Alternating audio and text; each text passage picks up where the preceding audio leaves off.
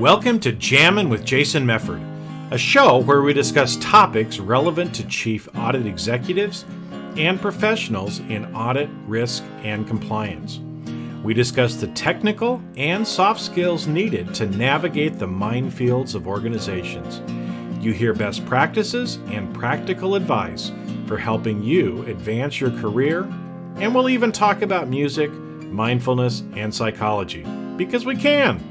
So sit back and relax while you listen to the #1 podcast in the world for internal auditors, unscripted and unedited.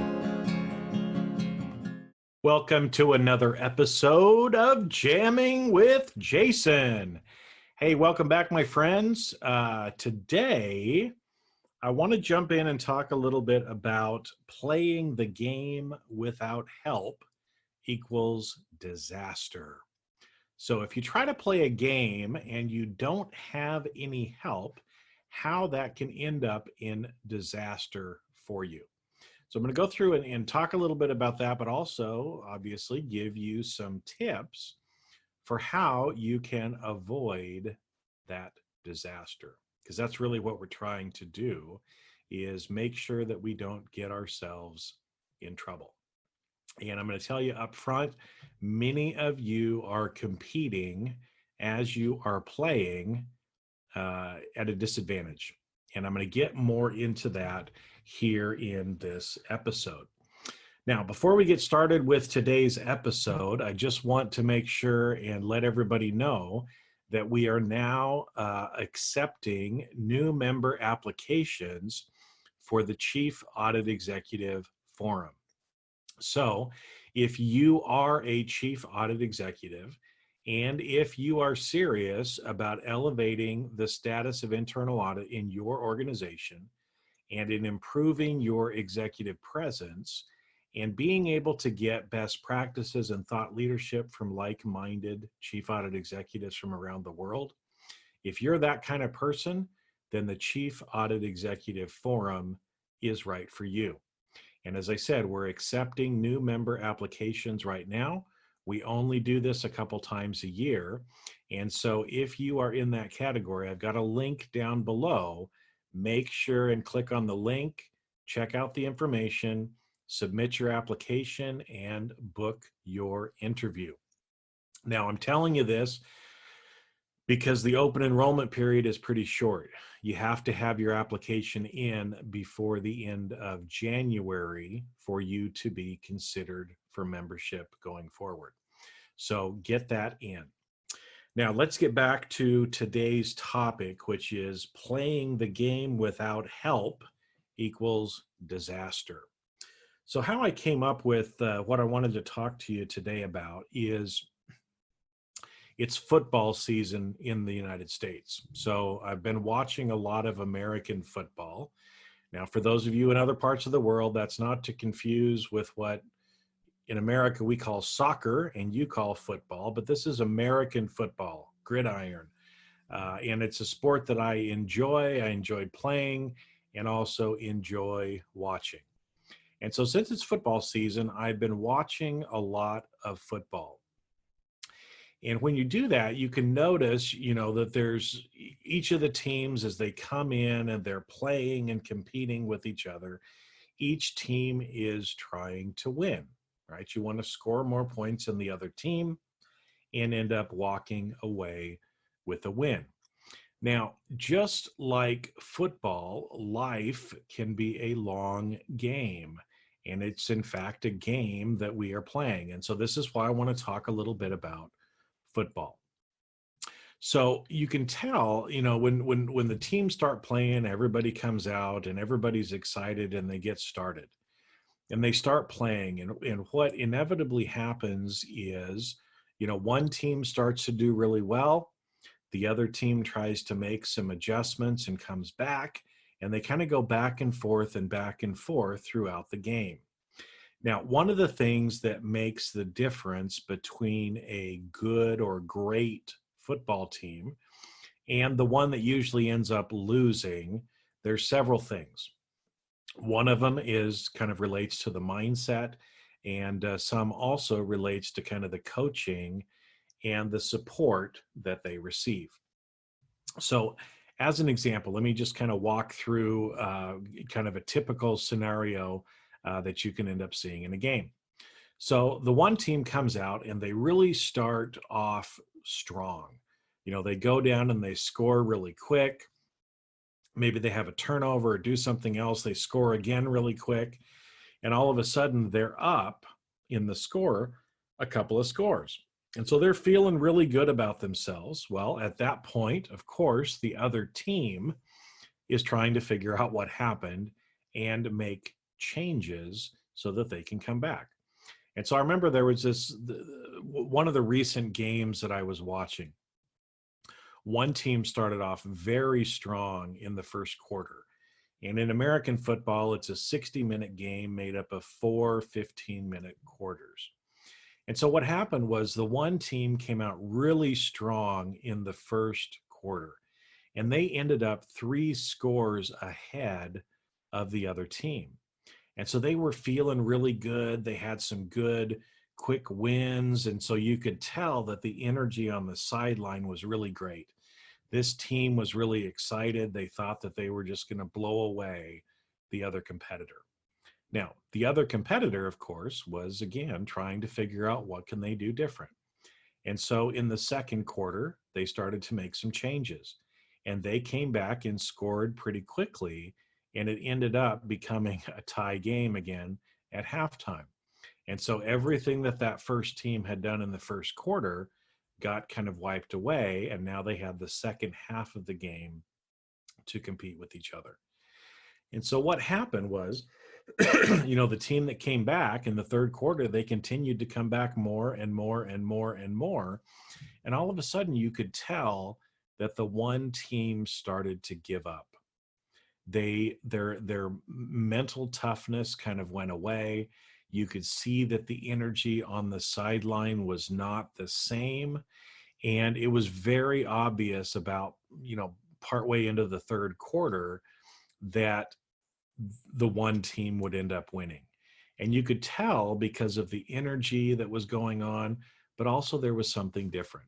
Now, both of these teams were well coached, but one was better coached than the other.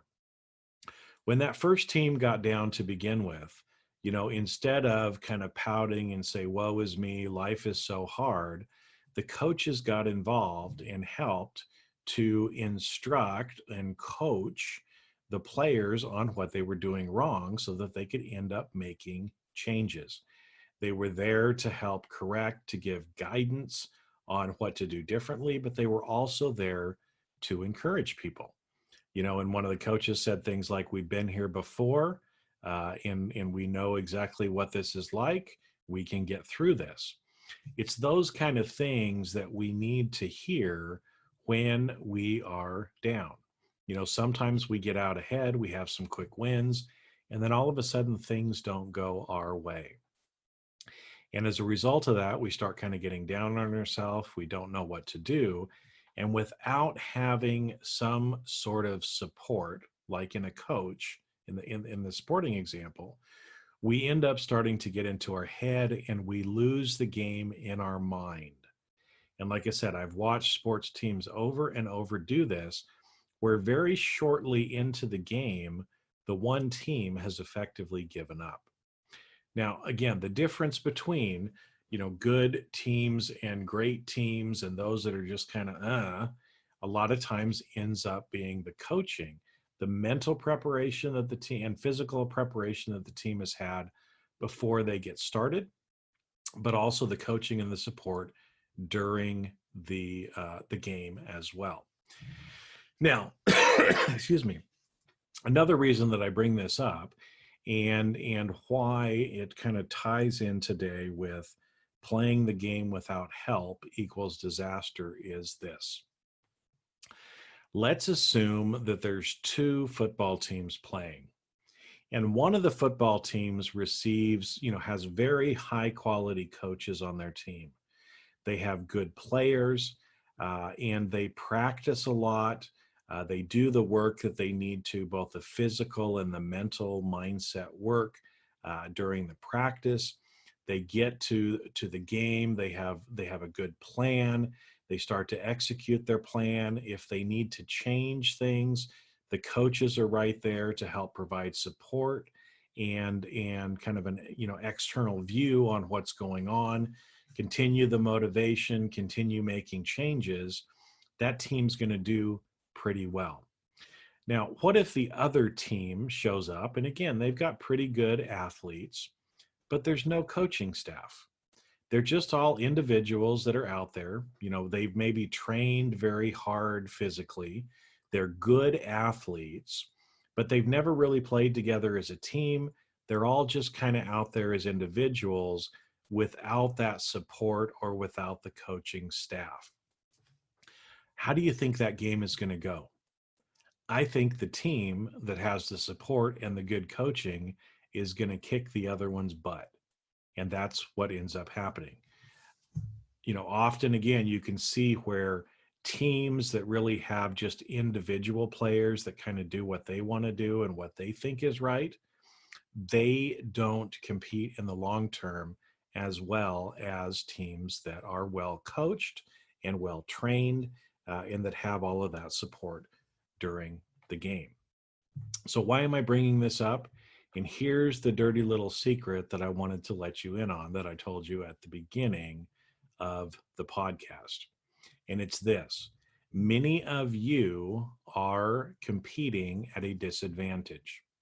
So others in your organization, for example, if you're a chief audit executive, the other executives in your organization are receiving coaching and going through executive programs.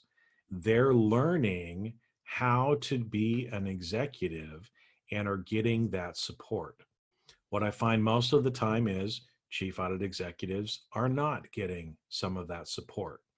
So of course, when you are comparing or you're trying to play the game of executive politics, who do you think is going to win?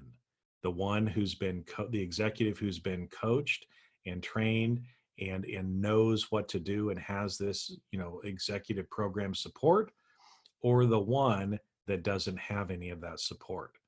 Well, I got to tell you, 9 times out of 10, it's going to be that person who has that support. So as I said, in our profession, a lot of executives are not getting the help. They need the help if they want to be able to compete with and be on the same level as the other executives in their organization. Now, this is true not only just for chief audit executives, but really for anybody in your career. If you're not taking time, right, to develop yourself and develop the different skills that you need to, where others in the organization are, those other people are going to beat you in the game of life. So let me go through and talk about a few things that you can do to be able to reduce or lower this disadvantage that many of you may have. So the first one is, you'll hear me talk a lot about, it requires both technical and soft skills if you ever want to get to be considered a trusted advisor. You have to have the balance of both. You have to be high in technical and high in soft skills. So here's one of the mistakes that I see a lot of people doing. They spend all their time on developing their technical skills, and they're not getting the soft skills training. So again, you may be very technical in what you are doing, but if you don't have the soft skills, you will not be at the same level as your peers in the organization. They're working on their soft skills.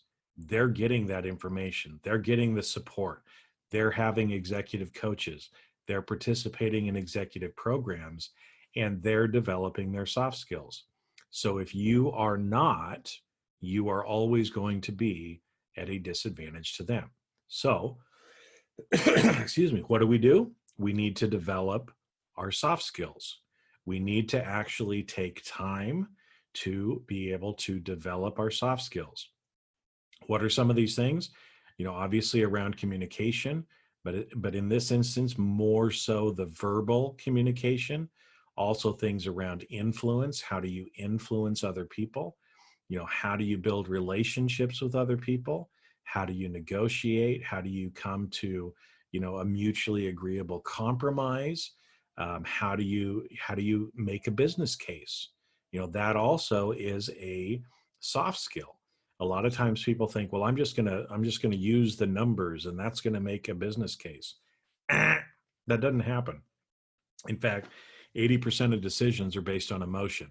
So it almost doesn't matter what financials you put there. If you can tell a good story and you have the good soft skills, then you're going to win. Okay. So that's one of the things that you can start doing. You can start trying to improve and give yourself those opportunities to where you can actually develop your soft skills.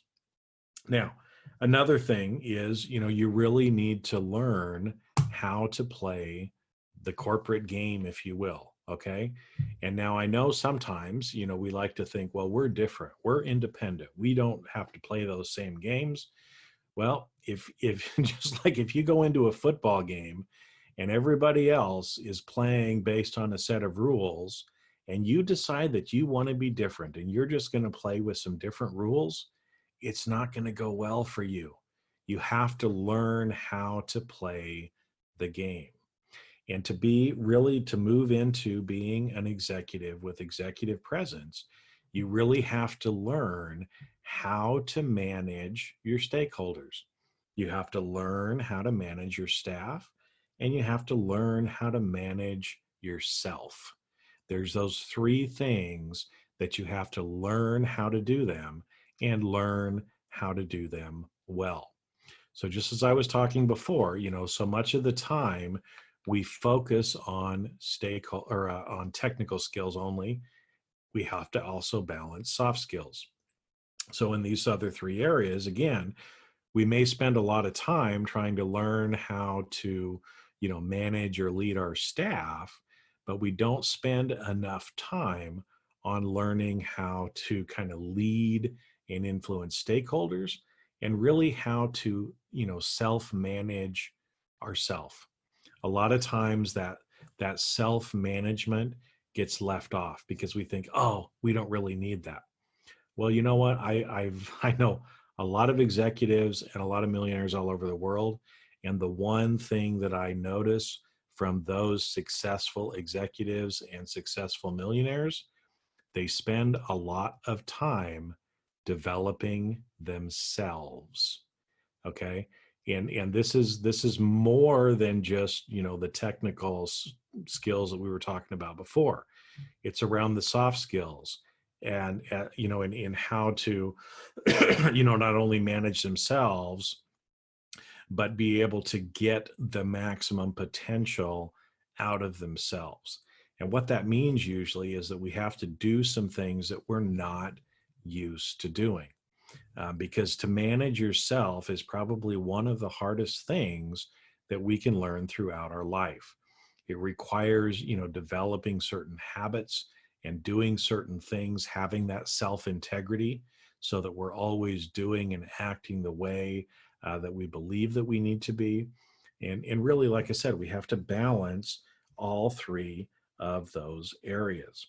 So again, if you're coming in and you maybe don't understand the rules of the game, you need to learn the rules.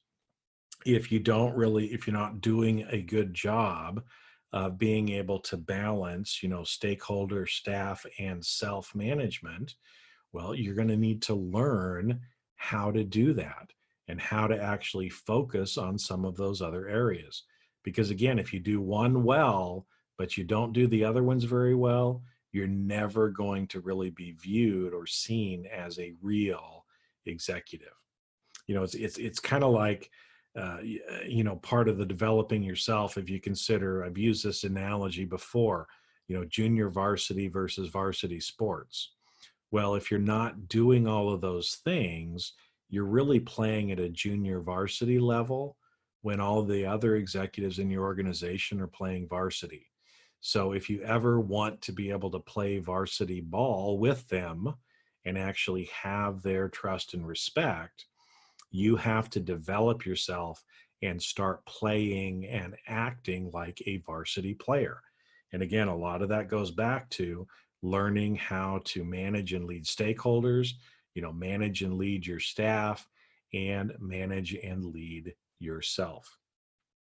So those are some of the things that we need to be looking at and working on, because as I said to begin with, the reality that I see too often, which really pains me, is internal audit isn't really given some of the resources or the budget that we feel like we need. And one of those areas, I believe, is in this coaching and an executive program type of an area, where others in the organization are receiving the help and we just kind of get left out. Now, I don't think it's all because the budget's not there. I think it's because we're not asking for it and we don't realize how important it is. Because most of us come from a pretty technical background, we tend to believe that if we are technically competent, if we are technically strong, that everything else will be okay. But life is about balance.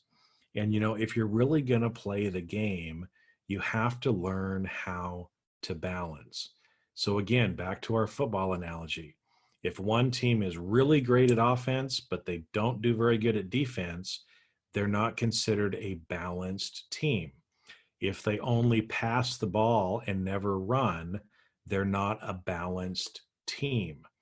The only way to really, truly win and kind of go to the Super Bowl and win is you have to be balanced. You have to be good on offense as well as defense. You have to run the ball and you have to pass the ball.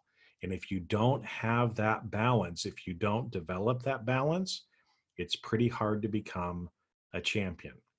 And so again, that's why I'm talking about some of these different areas, so that you start to understand maybe, where you have some weakness that you need to work on, that you need a little bit of help with, because that's the only way we're going to get better. And if we don't have that balance between, how we deal with stakeholders, staff, and self, and if we don't have that balance between technical and soft skills, it's going to be really hard for us to compete at the varsity level. So again, my friends, if you're trying to play the game without help, it's going to be hard. So how do you overcome that? You actually get the help. Figure out what it is. Think about some of these areas that I've talked about today and where you can use the help. And so that way you can actually start creating a development plan to be able to help you get to where you want to be. Now, to end, one of those areas for chief audit executives is the Chief Audit Executive Forum. It's a group of like-minded chief audit executives from around the world, where you can actually get and learn best practices. You can get some thought leadership from these people, but also it's a way for you to be able to elevate the status of internal audit in your organization. You learn how to do some of these things that we've been talking about today. How do I manage stakeholders? How do I manage my staff and myself? How do I balance my technical and my soft skills? What are those soft skills that I need to develop to really move into that executive presence and really start to be perceived as a trusted advisor and gain the trust and respect of others in your organization? That's why the Chief Audit Executive Forum exists. It is an executive program to be able to help chief audit executives get that support that they need so they can actually play varsity ball with the other executives in the organization. So as I said to begin at the beginning, if you're serious about really trying to do those things and you're a chief audit executive, make sure and check out the link below. Go out, look at the information, submit your application, and book your interview so that we can see and get that membership application to see if you can then be invited into the Chief Audit Executive Forum. So with that, my friends, again, remember, don't try to play the game alone. Get some help. Figure out where that is, because again, as we move forward, as we play this game, and it is a long game of your career, little steps along the way and making you better is going to get you to that point that you've always dreamed of being. And by developing ourselves and doing better, with ourselves, with our staff, with our stakeholders, we really can elevate the status of internal audit in our organizations and be viewed as trusted advisors by the rest of the organization. So with that, I'm going to sign off for this week, but go out and keep on rocking in the audit world. And I will talk to you next week on the next episode of Jamming with Jason. Take care. And that's a wrap. Thanks for listening to today's episode of Jamming with Jason. Keep on rocking in the audit world. Have a great rest of your day, and I'll catch you later on the next show. If you'd like to earn continuing professional education for listening to today's episode, head on over to C-Risk Academy at ondemand.criskacademy.com. And that's C as in the letter C, riskacademy.com. Not only do you get a CPE certificate, but you also will have access to the video version of today's show. The views and opinions expressed on this show are that of the individuals and not of their respective organizations.